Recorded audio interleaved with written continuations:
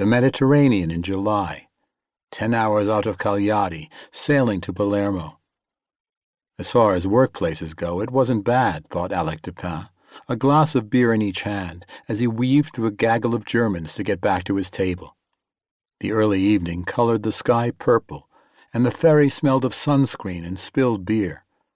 The bar contained the contrasts of what Europe had become. Loud, happy Germans at the neighboring table, hand-wringing Belgians trying to lip-read the news on a muted TV, and a couple of sullen Turkish gentlemen hunched at a table by the windows, making a big point of not drinking. De Payns wasn't a great fan of the Teutons, but they at least knew what a bar was for. Michael Lambardi looked up from his corner of the ferry's top-deck bar as de Payns approached. He took a Peroni and muttered, "Santé." "That's better." Lambardi smiled, setting his glass on the table. "So, Alain," said Lambardi, as de Payns leaned back in his white plastic chair. "Will these documents work?" De Payns leveled his eyes at Lambardi. "They'll work." 100%? asked the Italian. "Just like the first ones," said de Payns, taking a sip of his own beer.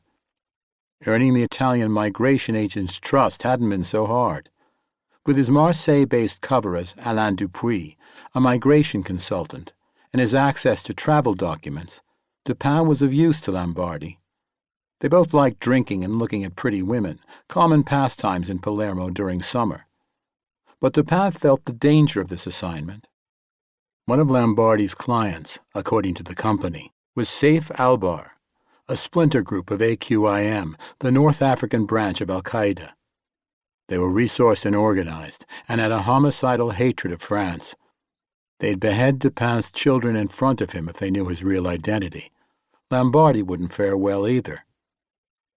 De Payns casually scanned the bar and looked out the window, where a couple of Japanese kids climbed on the deck rail of the ferry, only to be slapped off by their mother. Lambardi cleared his throat.